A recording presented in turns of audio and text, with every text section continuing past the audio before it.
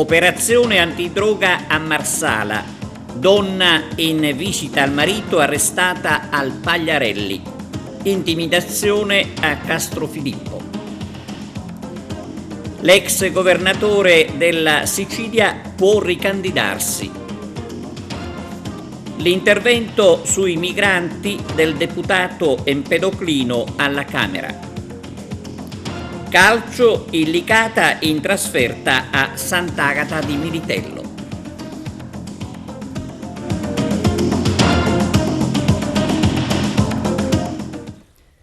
Buongiorno da TVA Notizie. L'apertura oggi è dedicata alla cronaca con l'operazione antidroga a Marsala, dove lo spaccio veniva gestito da 3 donne, e poi la vicenda della moglie di un detenuto arrestata nel carcere palermitano Pagliarelli e infine l'intimidazione ad un agricoltore di Castrofilippo. Iniziamo con l'operazione Virgilio dei Carabinieri a Marsala. Dalle prime luci di stamane, oltre 100 militari della compagnia Carabinieri di Marsala, dello squadrone eliportato Cacciatori di Sicilia, del nucleo Cinofili di Palermo Villa Grazia e del 12° Reggimento Carabinieri Sicilia hanno dato esecuzione a una ordinanza applicativa di misure cautelari emessa dal GIP del Tribunale marsalese su richiesta della locale Procura della Repubblica nei confronti di 14 indagati, nella fattispecie 11 in carcere, 2 divieti di dimora nel comune di Marsala e un obbligo di dimora nel citato comune, per cui si è ritenuto sussistano gravi indizi di colpevolezza a vario titolo in relazione ai reati di traffico e spaccio di sostanze stupefacenti, crack, eroina, cocaina, estorsione e riciclaggio di denaro e lesioni personali. Il provvedimento trae origine dalle indagini condotte dai carabinieri della sezione operativa della compagnia di Marsala, volte a reprimere la fiorente attività di spaccio insistente nel famoso quartiere popolare di Sappusi, in via Virgilio, a ridosso proprio del centro lilibetano. Secondo gli inquirenti, anche la giovane deceduta per overdose nell'ottobre 2021, cui è seguito il tragico suicidio del compagno, si sarebbe rifornita in passato in quella piazza di spaccio. L'odierna misura cautelare è il frutto della meticolosa analisi da parte della procura marsalese delle acquisizioni investigative di più procedimenti penali, compendia diverse ipotesi di spaccio di sostanze stupefacenti anche risalenti al 2019 a carico degli indagati, alcuni dei quali si sarebbero resi responsabili anche di estorsioni, lesioni personali e finanche di un tentato sequestro di persona per il recupero di crediti di acquirenti insolventi. Secondo quanto accertato in fase preliminare, la cessione della droga era gestita da 3 gruppi spacciatori in concorrenza fra di loro, al vertice dei quali figurava sempre una donna.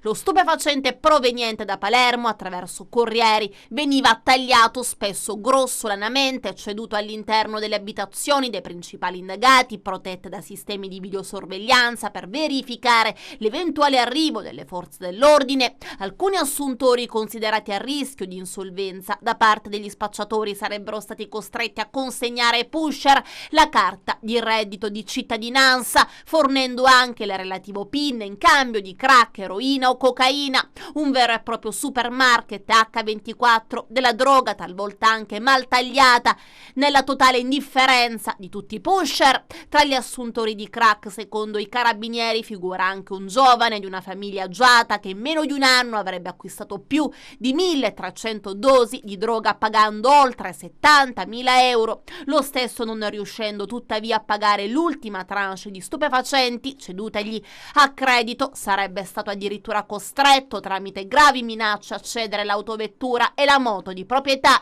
La pressante necessità di denaro avrebbe poi spinto quest'ultima a minacciare l'anziana madre ed una zia, condotte per le quali era stato già destinatario di una ordinanza applicativa della misura cautelare in carcere. Gli investigatori ritengono inoltre di aver documentato le modalità con cui sarebbero state riciclate le somme di denaro incamerate con la fiorente attività di spaccio, spesso avvalendosi di prestanomi che mettevano a disposizione disposizione carte pagate o conti correnti sui quali gli assuntori di droga versavano direttamente il corrispettivo in denaro. Sempre nel mondo degli stupefacenti del Marsalese sarebbe maturato anche l'omicidio di un pregiudicato ucciso a colpi di piede di porco lo scorso 26 settembre 2022 da uno dei principali indagati dell'odierna operazione, già tratto in arresto con l'accusa di grave fatto di sangue.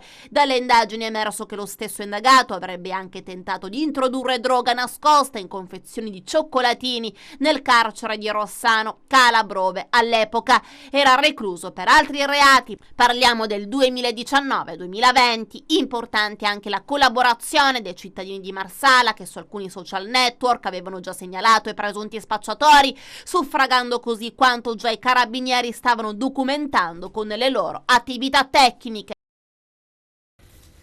E come dicevamo nei titoli, durante una visita al marito detenuto tenta di consegnargli una dose di droga, ma viene scoperta ed arrestata mentre il marito è finito in isolamento.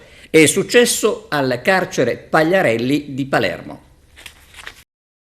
I poliziotti del reparto colloqui dell'istituto penitenziario Antonio Lorusso Pagliarelli di Palermo, coordinati dal dirigente aggiunto Giuseppe Rizzo, nei giorni scorsi hanno colto in flagranza di reato la signora O.D., residente a Palermo e nata in provincia di Milano, convivente del detenuto ristretto presso l'istituto penitenziario Pagliarelli dalle iniziali AD, già recidivo in simili fatti e nato a Palermo. In particolare, nei giorni scorsi la signora O.D. si presentava in questo istituto di pena volendo fruire di colloquio visivo con il convivente già detenuto. Sottoposta al controllo ordinario previsto dal regolamento d'istituto, faceva ingresso all'interno della sala colloqui. Poco prima del termine del colloquio, l'agente addetto alla vigilanza della predetta sala colloqui notava la convivente che portava la mano sinistra all'interno del giubbotto per poi estrarla tenendo il palmo della mano socchiusa. Nel frattempo il convivente scartava un cioccolatino. A questo punto la familiare portava la mano sinistra nelle immediate vicinanze del cioccolato e apriva la mano depositando un involucro di colore scuro. L'agente notava nel contempo che il convivente in rapida successione prendeva l'involucro e lo portava in bocca. L'inusuale azione veniva comunicata immediatamente al responsabile del reparto colloqui. Al termine il personale operante rinveniva all'interno del carro orale del detenuto della presunta sostanza stupefacente costituita in un frammento solido di colore marrone, verosimilmente stupefacente del tipo hashish, termosigillato in un cellophane che veniva posta sotto sequestro. La sostanza successivamente veniva posta a pesatura con la bilancia di precisione, la cui irregolarità è stata preventivamente accertata ed è risultata essere pari a grammi 2. Il detenuto in questione non è nuovo a reati simili. Precedentemente, al rientro dal permesso premio, tentava di introdurre un involucro di cellophane all'interno del quale vi era racchiusa una sostanza di colore marrone, verosimilmente stupefacente del tipo hashish, occultato sempre all'interno della bocca. Dell'avvenuta operazione si notiziava immediatamente il pubblico ministero di turno presso la locale procura della Repubblica di Palermo. Al termine degli accertamenti di rito, la convivente O.D. veniva tratta in arresto, disponendo il pubblico ministero che la prevenuta fosse posta immediatamente agli arresti domiciliari presso la propria abitazione di proprietà della madre a disposizione dell'autorità giudiziaria per eseguire l'udienza per direttissima presso il Tribunale Ordinario di Palermo. Relativamente al convivente detenuto, ultimati gli atti, veniva posto in isolamento ai sensi dell'articolo 78 del regolamento vigente. Continuiamo con la cronaca. Sono i carabinieri di Canicattì e Agrigento ad indagare su una probabile intimidazione ai danni di un agricoltore di Castrofilippo di 50 anni, nei cui terreni in contrada Bigini sono stati lasciati una testa di ovino mozzata, una croce e una tanica di disserbante. A fare la scoperta è stato lo stesso agricoltore che ha subito denunciato l'accaduto ai carabinieri che hanno avviato le indagini coordinate dalla Procura di Agrigento. Il Tribunale di sorveglianza di Palermo ha dichiarato estinta la pena accessoria dell'interdizione perpetua dai pubblici uffici per l'ex presidente della regione siciliana Totò Cuffaro, che aveva già ottenuto la riabilitazione da 2 condanne subite. La prima per il reato di diffamazione nei confronti di un magistrato e la seconda relativa al processo sulle talpe alla DDA di Palermo. Convegno ad Agrigento presso la provincia su autonomie differenziate. C'è il servizio. La CGIL partecipa a questa iniziativa, un interessante dibattito sull'autonomia differenziata. Sì, stiamo cercando di informare i cittadini che questo governo di destra, in piena continuità con i provvedimenti che ha fatto in questi mesi, sta cercando di tagliare il paese in due nel solco dell'accanimento verso i poveri. Certamente sta cercando di spaccare questo paese. Tra le tante cose che noi dopo spiegheremo, ci sono 2 servizi che i cittadini hanno il diritto garantito dalla Costituzione. La scuola e la sanità devono essere garantiti dallo Stato centrale. Noi già nel Meridione paghiamo costi altissimi nonostante lo Stato interviene, ma ci sono tanti rapporti importanti da fonti autorevoli che ci spiegano come la gente del Meridione, della Sicilia, deve andare al nord per avere un'assistenza adeguata e di qualità, come le scuole, le nostre, non ci sono spazi, non ci sono insegnanti di ruolo, non ci sono tempi prolungati. La nostra scuola già è molto lontano dalla qualità della scuola del nord. Se si regionalizza come questo governo vuole fare sia la scuola che la sanità, certamente noi pagheremo costi ancora più cari di quelli che già non paghiamo. Se dovesse passare questa legge sarebbe il colpo di grazia per il Sud, non solo per la Sicilia ma per tutto il Sud. La chiamano autonomia differenziata, ma è un vero e proprio separatismo tra nord e sud, tra ricchi e poveri, e in questo caso davvero non ci sarebbero più gli strumenti e i mezzi per poter assicurare almeno 2 realtà, istruzione e sanità, che devono rimanere in capo allo Stato, perché sono 2 diritti fondamentali tutelati dalla Costituzione. È una problematica sicuramente per la Sicilia e per le regioni del sud. È stato definito un provvedimento spacca Italia che questo governo di destra sta portando avanti, accelerando anche i tempi dell'approvazione in Consiglio dei Ministri, e arriverà in Parlamento già ai primi di marzo.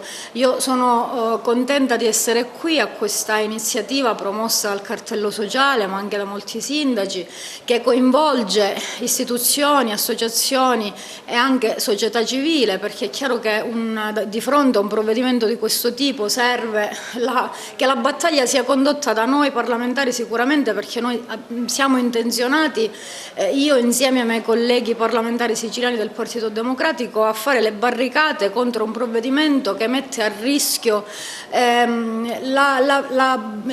l'assistenza basilare, i servizi basilari, soprattutto per le regioni del sud, e soprattutto che amplifica, aumenta il gap già esistente, pesante e importante tra le regioni del nord e le regioni del sud. Il mio punto di vista è quello dell'associazione Ali Autonomia Locale e quello dei sindaci del Recovery Sud.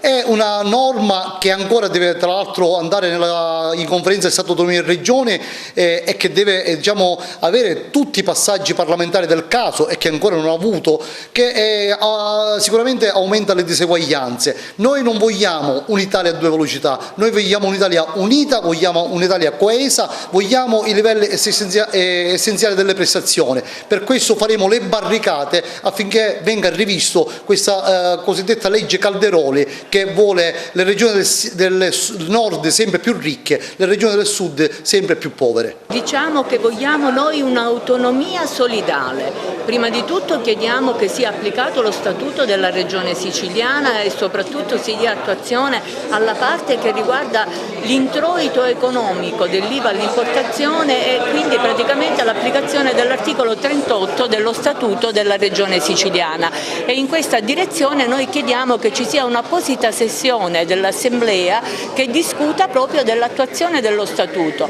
Poi chiediamo l'applicazione di quelli che sono i livelli essenziali delle prestazioni che da 21 anni non sono stati applicati, e quindi questo divario nord-sud è cresciuto nell'arco di questi 21 anni sempre più, perché con la spesa storica chi aveva di più ha continuato ad avere di più. Noi per esempio non avevamo asili nido, continuiamo a non avere asili nido, e quindi c'è un problema di riequilibrare e garantire pari diritti di cittadinanza. Poi chiediamo che scuola e sanità rimangano incardinati in un unico sistema sanitario nazionale e in un unico sistema scolastico italiano, perché ne vale dell'identità culturale di un popolo e ne vale anche di quello che è un collante fondamentale, ecco, della società italiana. Quindi questi due punti fondamentali riguardano diritti fondamentali di cittadinanza, diritto alla salute e diritto all'istruzione, ed è giusto che sia lo Stato, quale soggetto obbligato, come prevede la Costituzione,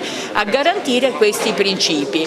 E poi ovviamente chiediamo che sia garantito un'autonomia che sia di tipo solidale, quindi prima si faccia un percorso che dia garanzie di non avere due Italie, un'Italia del nord e una del sud, ma un'unica Italia che diventa sempre più forte se riesce ad organizzare bene le autonomie locali, valorizzando soprattutto i sindaci, le province, e ritornando a dare ai territori l'autonomia vera di autogoverno e delle competenze che la nostra Costituzione affida al territorio. Quindi autonomia differenziata sì, ma dopo aver eseguito un percorso, e su questo chiediamo sia allo Stato che alla Regione di fare chiarezza, perché i tempi stringono e non vorremmo ritrovarci ad avere battaglie poi di gente che non avrà garantito il diritto all'istruzione o il diritto alla salute, perché se il gettito fiscale viene mantenuto dalle regioni più forti che hanno un PIL più grande, non c'è la solidarietà e non c'è ridistribuzione, è chiaro che noi avremo due Italie e quindi ci sarà una cittadinanza di serie B senza diritti e chi invece i diritti li avrà. Penso che questo non sia un buon percorso per lo Stato italiano. Mi sembra un'iniziativa opportuna quantomeno, perché quello che arriva e che leggiamo da questo disegno di legge che è stato presentato sicuramente non può lasciarci tranquilli. Dobbiamo capire verso che cosa va e verso dove va l'Italia. Se abbiamo un'Italia a due velocità, e già ce l'abbiamo per alcuni versi, è ovvio che non possiamo essere d'accordo. Quindi io credo che questo di oggi sia un punto di partenza per fare intanto il punto della situazione, capire come dobbiamo muoverci, il fatto che siano presenti un po' tutte le realtà locali, dai sindaci che siamo in qualche maniera il front office di ogni questione, ai sindacati, alla Chiesa, alle associazioni di categoria. Questo sicuramente è un modo per confrontarsi e capire come la Sicilia, e in particolar modo questa provincia, davanti ad uno stravolgimento, se così vogliamo dire, sia di allocazione di risorse sia di ruoli, come ci dobbiamo porre.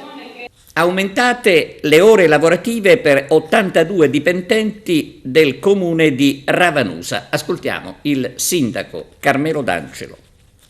Raggiungiamo oggi un traguardo importante per l'amministrazione in questi 10 anni, il traguardo di incrementare le ore al personale part-time. Abbiamo investito circa 300.000 euro l'anno con una programmazione triennale, ma una programmazione che resterà anche per il futuro, e interesserà di media 20 ore per 82 lavoratori. Questo servirà naturalmente a migliorare i servizi di questo comune, darà più serenità a queste famiglie perché vedranno incrementare il loro stipendio, è certamente un grande risultato per questa amministrazione e per tutta la comunità. Un risultato non scontato perché per trovare queste risorse abbiamo dovuto lavorare tra le pieghe del bilancio per dare serenità anche alle casse comunali, che comunque restano solide, un bilancio solido, e questo lasceremo alla prossima amministrazione. Prima della fine del mandato ho voluto assumere con l'amministrazione questa decisione per dare maggiore tranquillità e serenità al personale dipendente, al personale part-time, sapendo che lasciamo comunque una condizione solida del bilancio delle casse comunali. Un traguardo particolarmente importante se consideriamo tra l'altro il contesto in cui esso si realizza. Come mi sono permesso di dire, magari non avremmo accontentato tutti, però un lungo viaggio, dicevo questa mattina, inizia con tanti piccoli passi e noi questo viaggio lo abbiamo iniziato e cercheremo di continuarlo. Devo però ammettere che abbiamo avuto un'ottima controparte che è stata sensibile nel momento in cui abbiamo rappresentato la possibilità di sostenere la proposta dell'aumento delle ore a lavoratori che da 30 anni sono part-time e non possono dare più di quello che hanno dato. Organizzato in collaborazione con l'Ordine degli Avvocati presso l'Aula Livatino del Tribunale di Agrigento domani alle 9:30, per iniziativa del Lions Club Agrigento Valle dei Templi, presieduto da Francesco Pira, si svolgerà l'incontro seminario sulla famiglia alla luce della riforma Cartabia sul diritto di famiglia. Il seminario è accreditato come evento per la formazione professionale degli avvocati di Agrigento. Sulla visita ad Agrigento del responsabile dell'ufficio scolastico regionale ascoltiamo il dirigente scolastico Santino Lopresti. Oggi la visita del dirigente regionale scolastico qui presso il centro Cipia. Sì, oggi abbiamo il piacere di avere il dottor Pierro, che è il nostro direttore regionale per la Sicilia dell'ufficio scolastico regionale, ed è qui per fare la visita alla scuola agrigentina. Già in mattinata ha incontrato la scuola agrigentina, ha incontrato i dirigenti scolastici, i direttori dei servizi generali, ha incontrato i presidenti dei consigli d'istituto, ha incontrato la consulta studentesca e quindi uno spaccato di quello che è la scuola agrigentina. Nel pomeriggio ha ritenuto di poter visitare, ha richiesto di visitare il Cipia. Noi siamo estremamente contenti di tutto questo, perché vuol dire una grande sensibilità. Scegliere il Cipia come istituzione, una delle istituzioni, domani avrà un'altra istituzione scolastica da visitare, e come dicevo è una grande sensibilità. Questo ci fa a noi piacere, perché questo lavoro che noi facciamo, la nostra è una scuola non solo che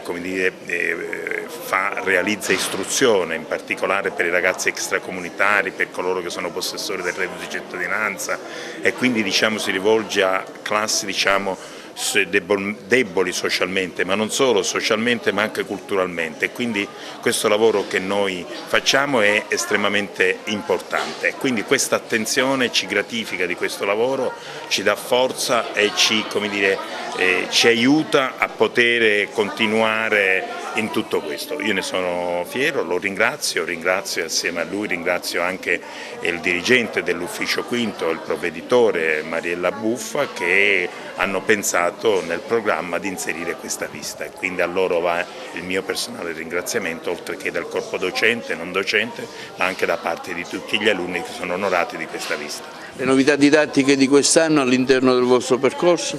Le novità didattiche sono ulteriori corsi FAMI, questo ci ha consentito di arrivare sfiorare i 2000 ragazzi alfabetizzati e quindi 1600 iscrizioni, 400 ulteriore alfabetizzazione con i corsi FAMI, e questo è estremamente importante. Noi ci auguriamo di fare anche in estate, così come abbiamo fatto gli anni precedenti, laboratori estivi, perché per questi ragazzi e per anche i detenuti sono estremamente importanti, perché impegna loro del tempo, altrimenti ecco, non farebbero niente e questo sarebbe estremamente per loro, diciamo, questa perdita di tempo li distrae e quindi non li aiuta, diciamo, ad acquisire questa preparazione culturale di base che è estremamente importante per poter stare in un paese straniero.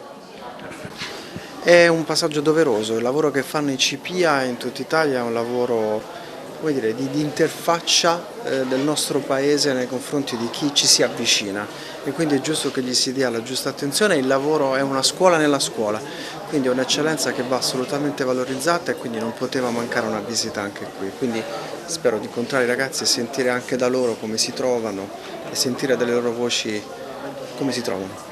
Ecco, verso questo settore c'è una particolare attenzione, mi riferisco anche a riserve economiche verso appunto la didattica.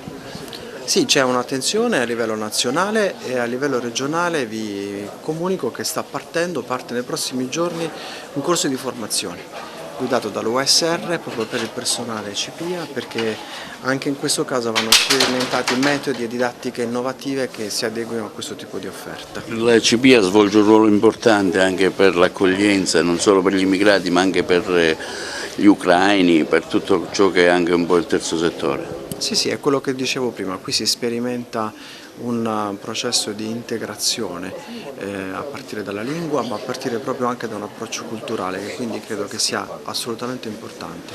Un bilancio sulla visita di questa mattina e ha avuto modo anche di visitare la consulta, insomma vari momenti, come ha trovato un po' il tessuto didattico agrigentino, dei docenti. Una visita lunga, intensa, che si è conclusa poco fa con una visita anche all'ambito provinciale. L'ufficio scolastico provinciale di Agrigento fa un importante lavoro sul reclutamento, quindi un'attenzione, una vicinanza alle scuole e al territorio importante. Abbiamo anche parlato con i sindacati perché insomma vogliamo costruire un clima di collaborazione positivo. Il panificatore aragonese Rosario Pendolino, associato Confcommercio Agrigento, è stato nominato coordinatore nazionale del gruppo giovani di Assipan. Siamo certi che il contributo a livello nazionale, così come lo è stato a livello territoriale, dichiarano Enzo Gazziano e Giacomo Zimpardo, rispettivamente presidente provinciale e vicepresidente nazionale di Assipan, sarà determinante. A Rosario Pendolino anche gli auguri personali e a nome di tutta l'associazione di Giuseppe Caruana, presidente di Confcommercio Agrigento. Ricordato dalla Polizia di Stato ad Agrigento Giovanni Palatucci, poliziotto morto per salvare decine di ebrei.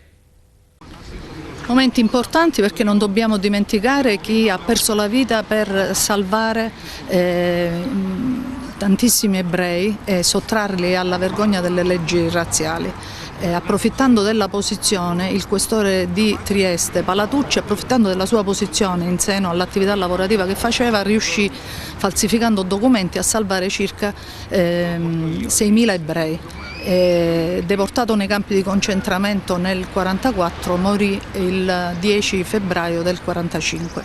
La commemorazione doveva avvenire venerdì scorso, ma per condizioni meteo avverse l'abbiamo rimandata oggi. Ma non dobbiamo dimenticare questi martiri, e infatti Papa Giovanni Paolo II parla di uno dei martiri del XX secolo, considerato giusto tra le nazioni, che riscattò l'Italia dalla vergogna delle leggi razziali.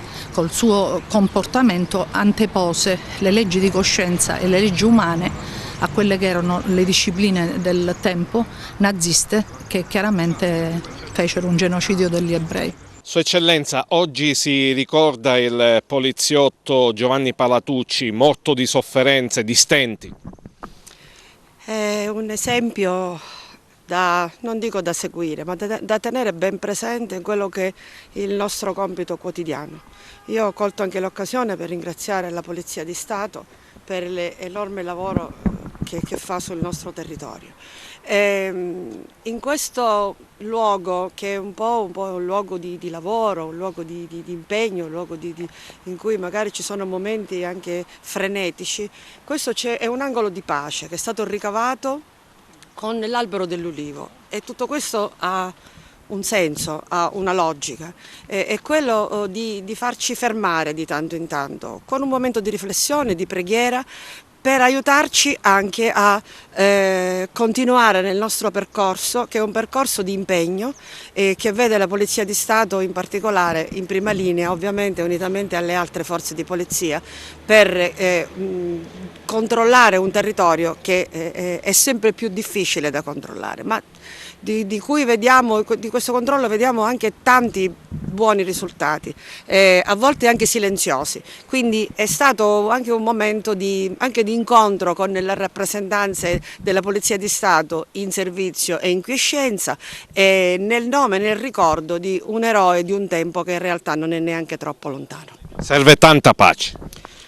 Serve tanta pace, sono tempi veramente difficili, sono tempi difficili in cui sembra che certi valori stiano scomparendo, sono diventati come se fossero un retaggio soltanto della storia, ma non è così. Noi dobbiamo credere e lavorare per una pace che deve essere partire dalla convivenza, dalla convivenza civile nelle nostre comunità, e che poi piano piano possa irradiarsi anche e influenzare, questa è una bella utopia, anche le decisioni dei grandi della terra. È lutto cittadino a Sant'Agata di Militello, nel Messinese, per la coppia di fidanzati morti in Inghilterra. Sarà lutto cittadino domani, sabato 18 febbraio, in occasione dei funerali di Nino Calabrò, il 25enne ucciso lo scorso 22 dicembre in Inghilterra, a Thornby, insieme alla sua fidanzata Francesca Di Dio, di 20 anni. I corpi dei due giovani siciliani sono stati trovati senza vita in una casa sulla riva ovest del fiume Tess, nella contea dello Yorkshire, dove il ragazzo si era stabilito per lavorare. La fidanzata era andata a trovarlo qualche giorno prima per trascorrere insieme a lui le festività natalizie. La tragica notizia ha colpito nel cuore e sconvolto nel profondo Barcellona Pozzo di Gotto e l'Interland, suscitando nei più autentici sentimenti solidaristici e di partecipazione.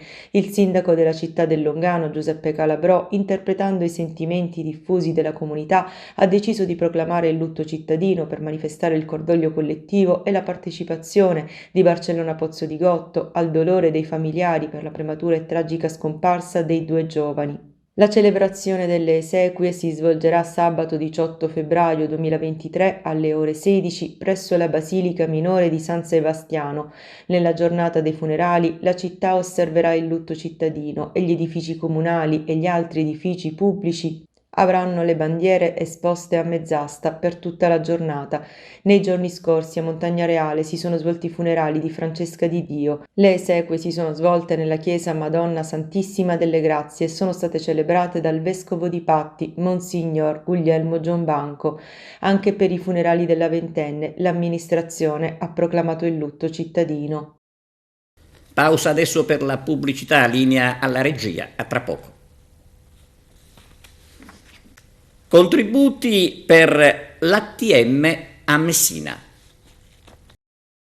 Finalmente un adeguamento importante per Messina, le risorse destinate al TPL come quelle che si danno alle altre città siciliane, Catania e Palermo. Da tempo si attendeva questo provvedimento, finalmente inserito nella finanziaria. Quali sono i dettagli? Sì, io credo che sia stato un intervento importante perché c'era la necessità di recuperare quello che in questi anni era stato tagliato alla città di Messina, riferimento appunto al trasporto pubblico, quindi c'è stato un adeguamento rispetto alle tariffe euro chilometro che era stata esclusa, infatti solamente Messina come città metropolitana quantomeno aveva un taglio dei contributi, e su questo siamo intervenuti con un emendamento di 2 milioni di euro affinché si ripristinasse quello che era giusto fosse uguale per tutte le città metropolitane. Si apre un altro capitolo, però lo ha detto Cateno De Luca in conferenza stampa, la città ora lavora anche per avere il riconoscimento di quelle somme che in questi anni non sono state riconosciute e che hanno anche contribuito al fallimento, alla liquidazione di ATM.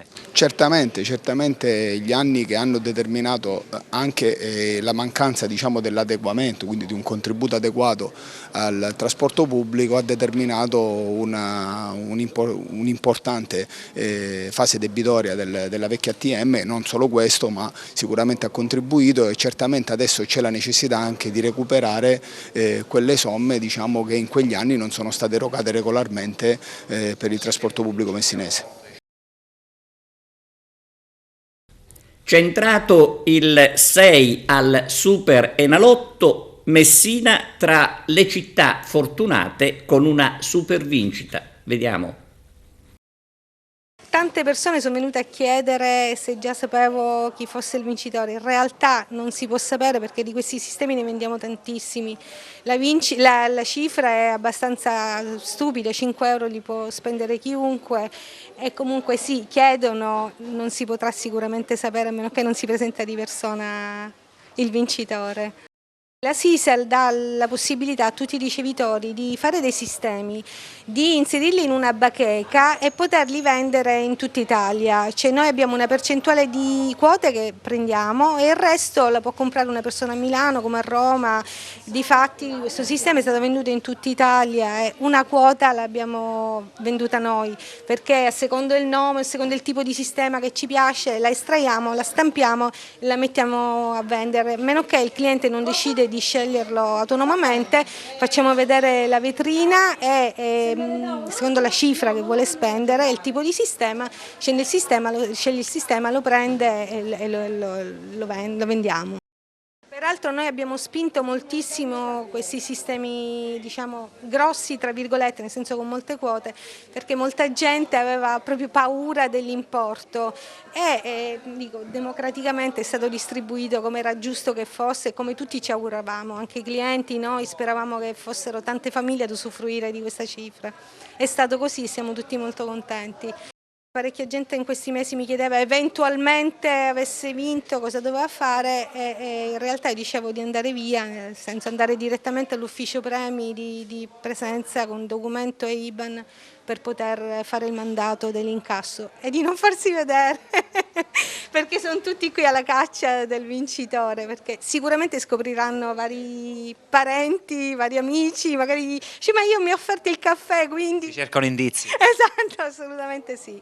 Quindi non lo so, non sappiamo chi possa essere, a meno che non si presenta. Vabbè, buon per lui o per lei chi sia. Nei locali del settimanale cattolico agrigentino L'Amico del Popolo è stato presentato il libro di Enzo Di Natali, Bioetica e letteratura.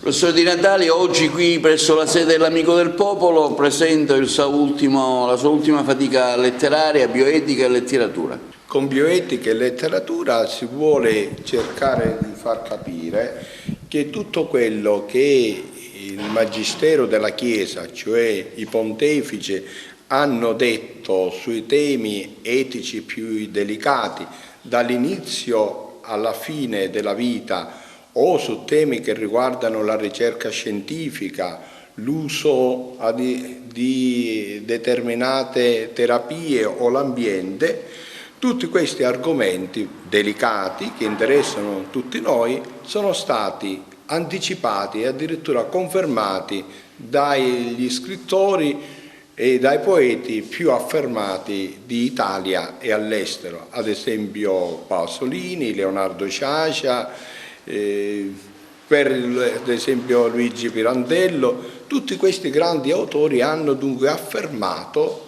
confermato l'insegnamento del Magistero. Per quale motivo? Perché la Chiesa è esperta in umanità, come l'ha definito appunto Paolo VI, e dunque c'è un dialogo con il mondo, con la modernità, con gli autori che in coscienza, senza cadere nelle trappole di eventuali lobby, ma ascoltando questi autori soltanto la propria coscienza, hanno detto quello che la Chiesa ha sempre insegnato. Noi come Dante abbiamo accolto con piacere e siamo onorati di presentare questo libro, ultimo pubblicazione del professore Enzo Di Natali. L'argomento è un argomento molto interessante, dobbiamo dire principalmente una cosa, che libri con questo tipo di contenuto non esistono né in Italia né all'estero, quindi ha un'importanza enorme. Il libro cerca di mettere in evidenza il valore dell'uomo, l'uomo che deve essere al centro anche delle scelte che noi facciamo quotidianamente. In questo periodo sociale storico che stiamo vivendo ci sono delle scelte da fare, anche come produrre energia e via dicendo. Evidentemente cogliere l'essenza del valore dell'uomo e quindi fare le scelte giuste, adeguate per affermare questa figura centrale.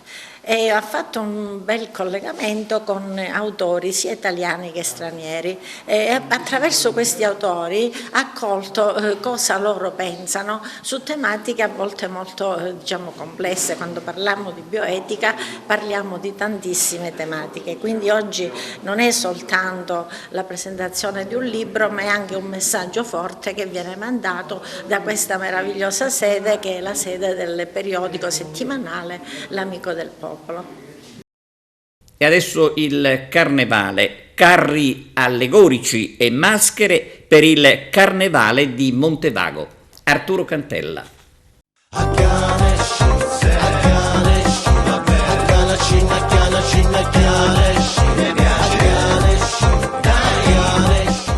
Ringrazio i partecipanti, quindi non solo i ragazzi di Montevago che hanno allestito quello che vediamo in questo momento, ringrazio anche il carrista di Mino di Sciacca e i ragazzi di Santa Margherita che ne porteranno un altro, quindi sono 3 i carri che sfileranno per questo anello che noi abbiamo e che consente veramente non solo di fare una manifestazione di grande respiro, ma soprattutto consente di non avere, diciamo così, intasamenti in termini numerici. E poi ci saranno i balli, ci sarà divertimento, quello che in questi 2 anni è mancato per via della pandemia. Vuole essere un augurio a ricominciare a vivere, a ricominciare a divertirsi. La cosa che voglio sottolineare è che in questo mese, perché loro hanno messo poco meno di un mese per allestire tutto questo, e in questo mese è stato anche questo un luogo di aggregazione giovanile. Si sono trovati qua tutti i ragazzi di Montevago fino a tarda sera per poter lavorare insieme e realizzare qualcosa che ora consentirà loro 4 giornate di divertimento. Si sente il profumo di salsiccia e il profumo di lo baccalà. Stanotte fatti fare una carezza che di sicuro che fa allegria. Questo carro quest'anno abbiamo deciso di parlare sul caro gasolio, caro benzina che c'è. Abbiamo deciso di dedicarlo su questo tema e quindi questo tema ci ha portato in Arabia Saudita, il caro petrolio, il prezzo del barile e così via. E quindi il caro benzina, e abbiamo deciso di dare un titolo siciliano a Chiana e Scinne, quindi il doppio senso per trarre l'allegoria, quindi il prezzo della benzina che sale e scende, quindi a Chiana e Scinne, quindi in maniera allegorica abbiamo dato questo significato così spontaneo. Sono 4 giorni di carnevale, ci saranno le sfilate dei carri allegorici, dei gruppi mascherati per le vie del paese. I carri allegorici saranno 3, uno realizzato da un'associazione di Sciacca, l'altro da un'associazione di Santa Margherita e il terzo da un'associazione di Montevago. Sfileranno dalle 16 fino all'1, tranne l'ultimo giorno, il 21 abbiamo deciso di chiudere la manifestazione alle 2. Domenica nel pomeriggio ci sarà il carnevale per i bambini, anche questo molto, molto partecipato lo scorso anno che l'abbiamo fatto, quindi inizierà alle 3 e poi in continuità con il carnevale dei bambini ci sarà la sfilata dei carri allegorici. Adesso vi proponiamo uno stralcio dell'intervento alla Camera dei Deputati dell'onorevole Ida Carmina del Movimento 5 Stelle sui migranti. Intervenire l'onorevole Carmina, ne ha facoltà. Grazie Presidente. Onorevoli colleghi, siamo qui in sede di conversione del DL 2 gennaio 2023 numero 1, recante disposizioni urgenti per la gestione dei flussi migratori. Nei giorni scorsi il Presidente Meloni, intervenendo sull'argomento, ha dichiarato che tale fenomeno, non chiamiamolo emergenza, esigerebbe uno sforzo comune, ricerca di soluzioni che prescindano da pregiudizi ideologici, e se così fosse noi avremmo sicuramente dato un contributo fattivo, a partire da chi, come me, sindaco del comune Vera Porta d'Europa, specchio e riflesso delle problematiche che affliggono Lampedusa, atteso che ne costituisce l'unico collegamento via mare, conosce approfonditamente il problema e lo ha vissuto sulla sua pelle durante la pandemia. Siamo consci che il fenomeno migratorio non sia un'emergenza, ma la sfida epocale dei nostri tempi e della complessità della gestione di un fenomeno di sì vasta portata. Fino a ieri sono stata in lungo colloquio con il prefetto di Agrigento, a cui va il mio ringraziamento.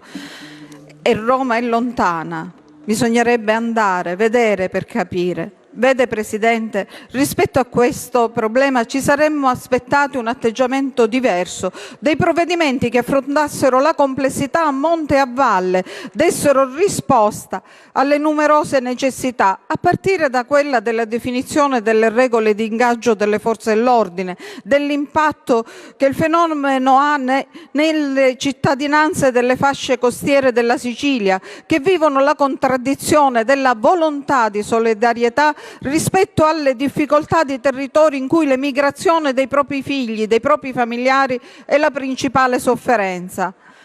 Più che risposte alla complessità, questo provvedimento è la fiera delle banalità, è l'evidenza dell'incapacità di questo governo di dare risposte consone alla grande civiltà italiana, che vede nella vita umana un valore assoluto da proteggere e salvaguardare in ogni circostanza. Così si interviene sulla parte più marginale della questione degli sbarchi, poco più del 10% sono opera di ONG, mentre il 53% sono autonomi, la restante parte della Guardia Costiera, e che peraltro non ha un costo per gli italiani, poiché è ad opera di volontari, secondo un assunto illogico e di grande disumanità. Diminuire la possibilità di essere salvati diminuirà le partenze, decretando così un successo indiretto del governo, che darebbe in mostra ai propri elettori disillusi dalle tante promesse elettorali tradite. Così viene sottoposto a noi oggi un provvedimento spot, raffazzonato, incoerente nelle promesse che fanno riferimento alle convenzioni internazionali e alla legge del mare, e nelle conclusioni, laddove si prevedono obblighi per l'ONG che sostanzialmente impediscono o limitano il soccorso in mare di chi stia annegando. Norme inapplicabili senza generare una selva di ricorsi di carattere nazionale, e di oggi la sentenza del Tribunale di Catania che boccia il decreto Piantedosi, stabilendo che non si possono fare sbarchi selettivi e che i migranti vanno salvati e sbarcati tutti. E norme internazionali, già il commissario dei diritti umani europeo chiede il ritiro di questo provvedimento ed è inapplicabile per violazione anche di norme di carattere nazionale. Ma al di là delle questioni giuridiche, il danno che si fa è all'immagine e all'autorevolezza dell'Italia, che si fondava sulla credibilità di grandi statisti che hanno precorso i tempi sognando un'Europa dei popoli solidale. Noi non possiamo quindi dare la fiducia al governo Meloni per tutti questi motivi, potrei enunciarne tanti altri, però voglio chiudere e faccio richiamo alla coscienza di tutti voi colleghi onorevoli, Presidente, perché per questo ritengo che questo governo abbia messo la fiducia su questo provvedimento. Non ce ne sarebbe stato bisogno, vantate una maggioranza schiacciante. La stilista di Grotte Simona Agnello torna alla Settimana della Moda di Milano il prossimo 24 e 25 febbraio. Sono felice, dice Simona, di avere avuto l'occasione in un contesto così importante. La stilista grottese ha scelto di utilizzare tessuti organici e sostenibili. Siamo allo sport calcio, domani il Licata in trasferta a Sant'Agata di Militello per una sfida di alta classifica. L'intervista all'allenatore Giuseppe Romano. Ma procede bene, abbiamo lavorato bene in questi giorni con l'entusiasmo giusto e con la concentrazione e le motivazioni giuste, perché abbiamo domenica una partita difficile contro una squadra in salute che gioca un buon calcio e sta facendo ottimi risultati. Obiettivo raggiunto quando ci sarà la matematica e chiaramente siamo in una buona posizione di classifica oltre alle aspettative di quello che ci eravamo prefissati all'inizio stagione, che all'inizio stagione era il campionato che dovevamo fare per raggiungere l'obiettivo salvezza prima possibile. Siamo in linea con quello che ci eravamo prefissati e domenica abbiamo una partita in questo momento di alta classifica dove si incontra la terza con la quinta.